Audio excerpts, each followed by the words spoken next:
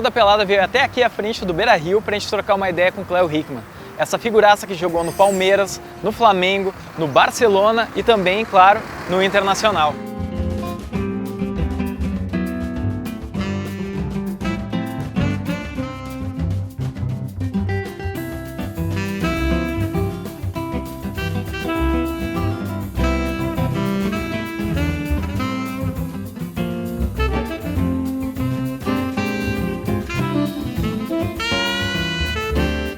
Ficou curioso? Vamos trocar uma ideia ali com o Cléo. Bem, antes eu gostaria de fazer um agradecimento por ter essa oportunidade de bater esse papo informal aqui e poder falar um pouco daquilo que fez a minha história, a história da minha vida de futebol. Muitos sabem, muitos conviveram comigo, muitos clubes no Brasil já sabem dessa história um pouco, mas é bom chegar aqui no museu e poder colocar isso para vocês e a todos que estiverem nos acompanhando e vão nos acompanhar daqui para frente. Eu comecei em Venâncio Aires, aliás, quando eu nasci em Venâncio Aires, eu já era o terceiro filho.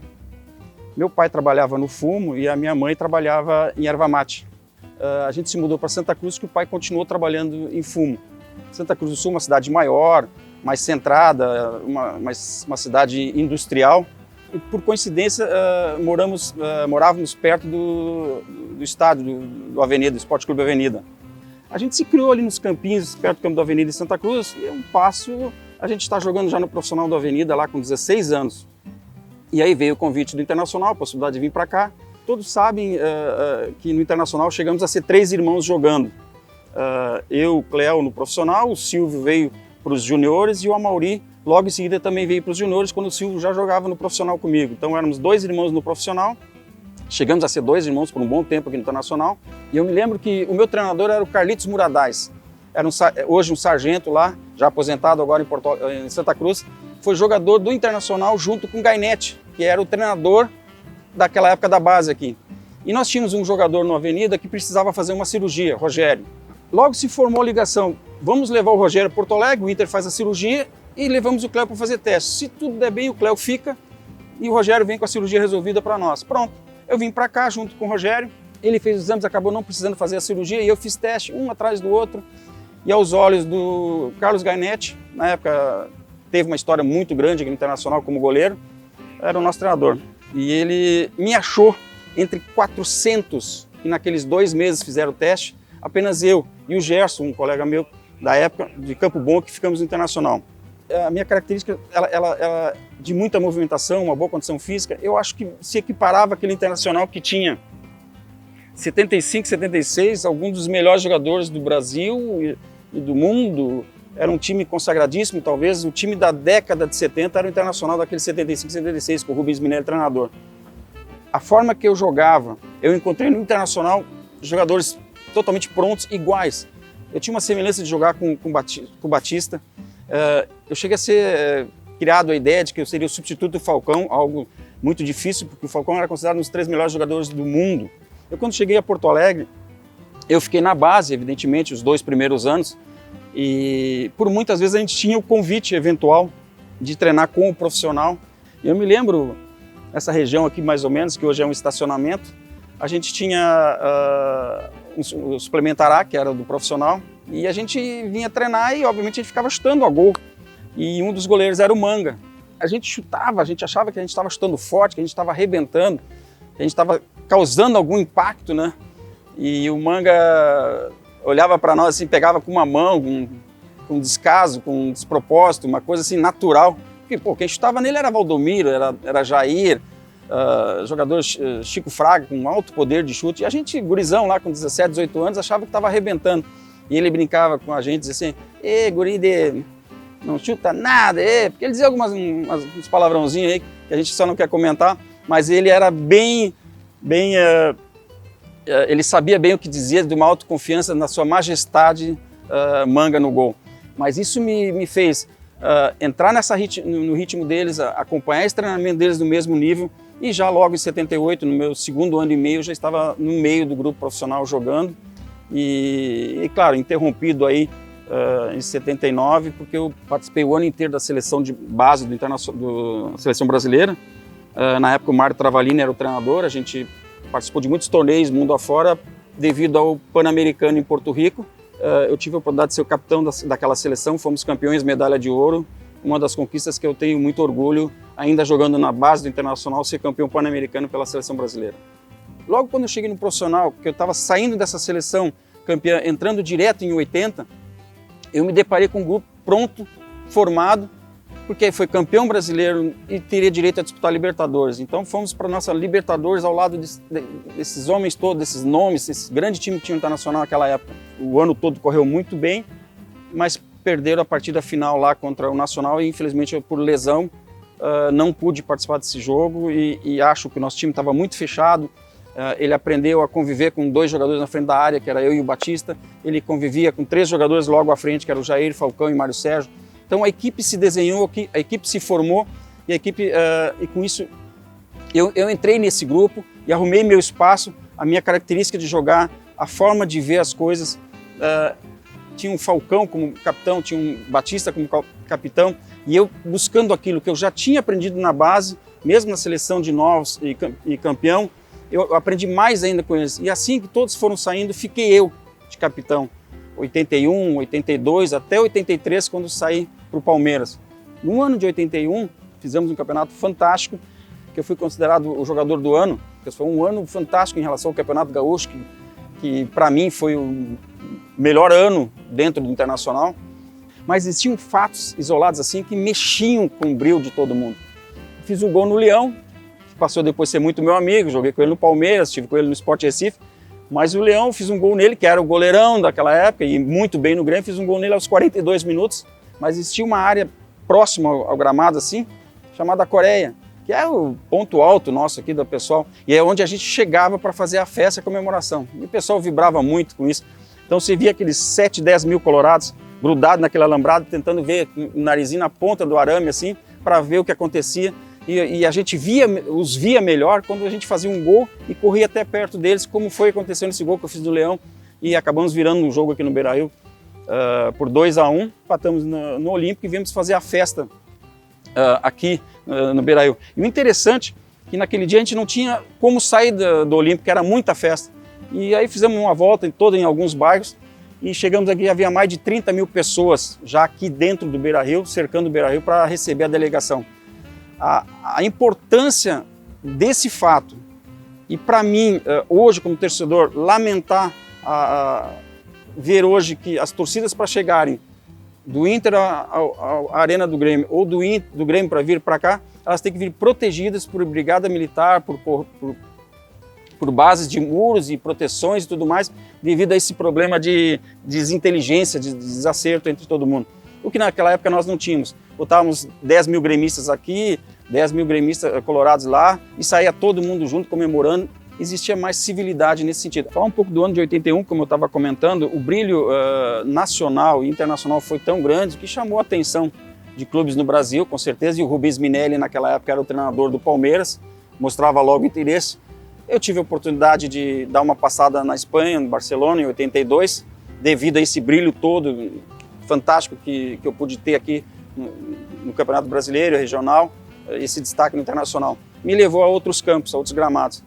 Sem dúvida nenhuma, essa ida para o Palmeiras, uma das transações mais caras da época, foi muito importante para mim. O Palmeiras sofreu uma coisa que eu diria que eu vi acontecer em outros clubes, como o Flamengo, contratar muitos jogadores de expressão, de nome, e que não haviam assim um aceite das formas de jogar e acabou não se formando. Era uma equipe grande, mas nunca se tornou um time de futebol.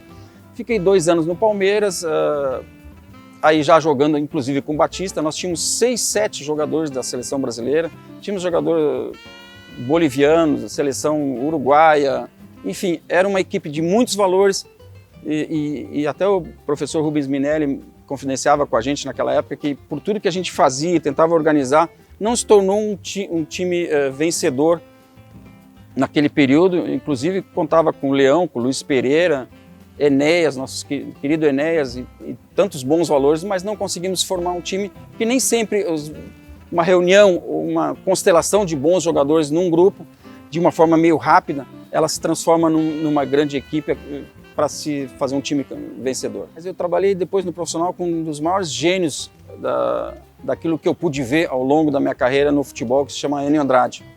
Tinha sido jogador de futebol, ele sabia se comunicar, ele tinha uma representação pessoal muito forte e ele sabia fazer uma leitura muito rápida também, de uma forma diferenciada, de um grupo de jogadores. E interessante que ele podia mudar de time, mas a forma dele trabalhar sempre foi muito sincera e transparente. Trabalhei com o Rubens Minelli, acompanhei de perto o trabalho, não tive o prazer de trabalhar com o Tele Santana, que era um dos grandes mestres de fazer equipe, de ter uma forma de jogar, como ele fez no São Paulo, fez na seleção brasileira.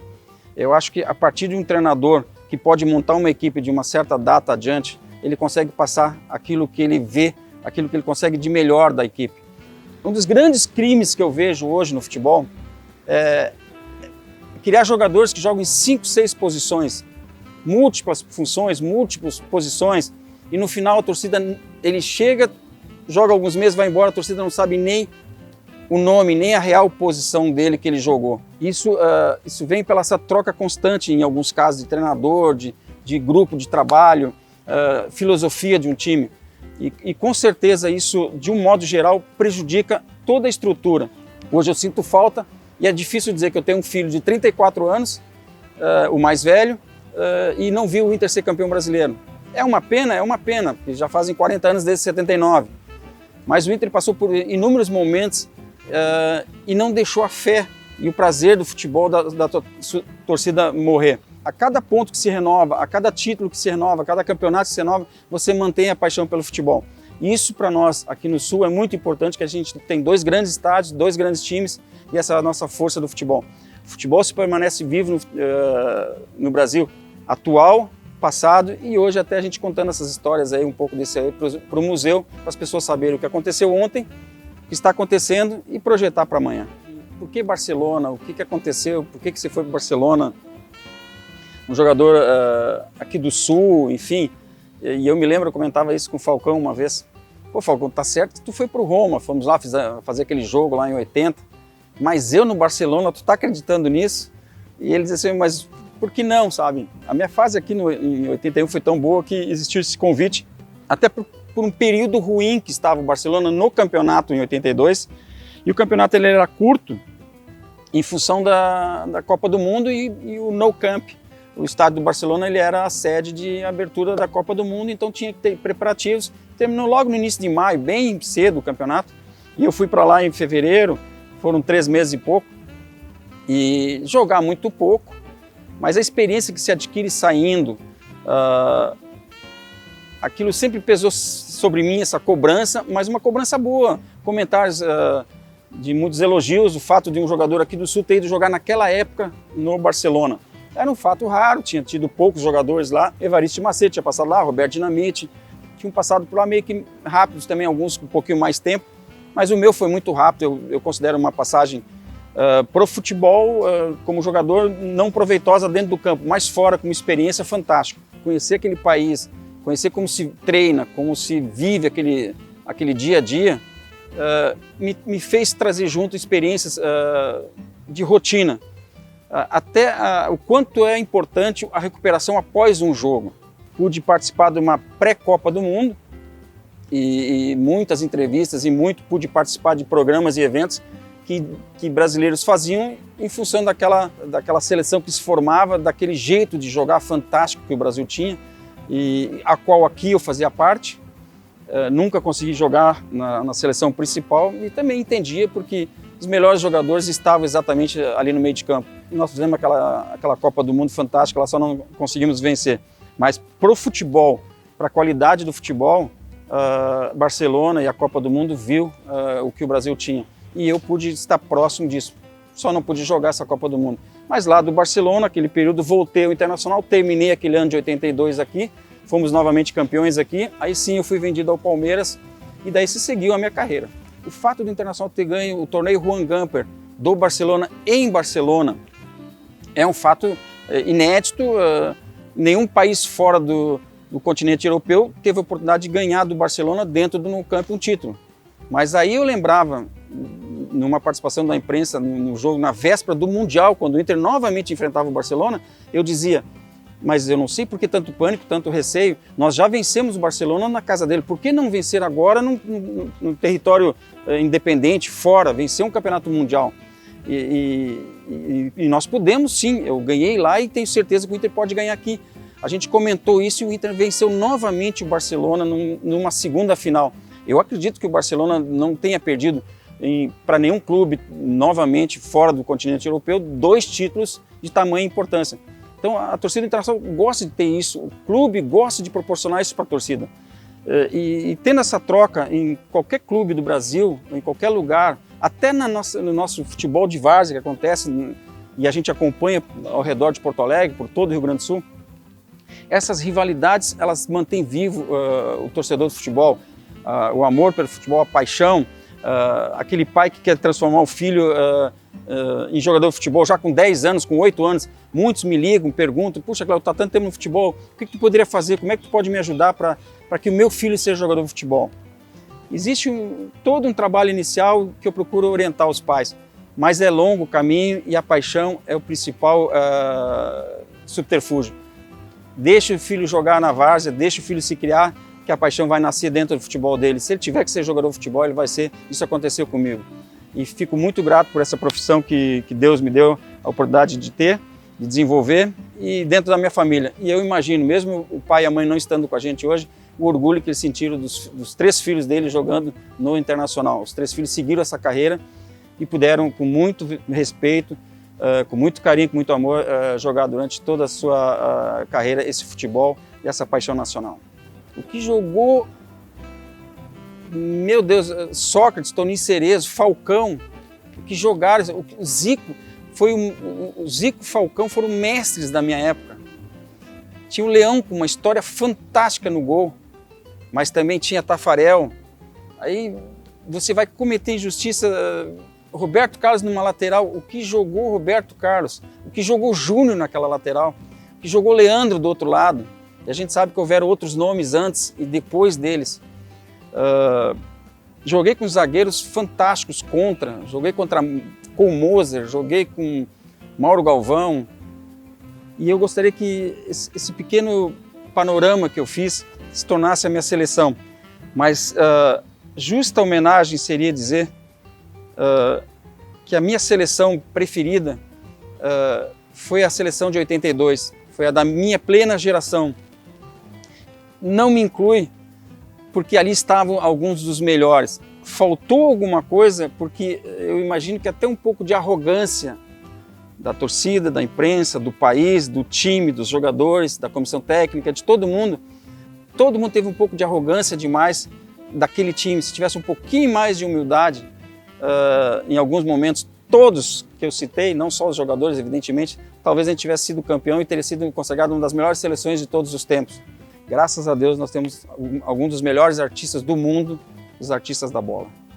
Eu nunca fui expulso numa partida por um comportamento desleal, por um problema qualquer. Um jogador que joga uma carreira 300, 400, 500 partidas e nunca foi expulso numa partida, nunca ficou suspenso num campeonato por nenhum cartão, eu acho que ele tem um certo know-how e um direito de fazer um comentário que eu vou fazer agora para que seja direto para 2, para o jogador de futebol e para a torcida.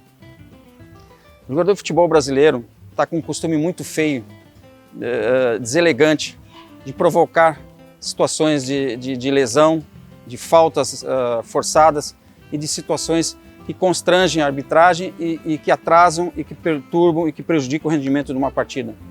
Eu acho que isso é uma coisa que está influenciando, de uma certa forma, geral no rendimento dos nossos clubes, dos nossos times e dos nossos jogadores. É uma coisa que realmente se poderia pensar e se mudar um pouco, mas isso vem dos jogadores. E a segunda, em relação que eu fiz um comentário em relação à conduta do torcedor para com seus próprios colegas torcedores e com seus adversários. Eu venho de uma geração, de uma época, em que saímos do estádio todos juntos e entrávamos no estádio todos juntos, torcendo, vibrando por um espetáculo, pelo meu time, assim como o torcedor adversário pelo seu. O respeito existia, os limites se impunham naturalmente. e hoje a gente não consegue mais quase ver isso. Para uma torcida adversária visitar o campo, tem que ir protegido pela polícia ou fazer torcida única. Pense bem, torcedor, se você quer o melhor futebol, o comportamento começa por você, começa pelo jogador e termina numa qualidade de espetáculo melhor para todos nós.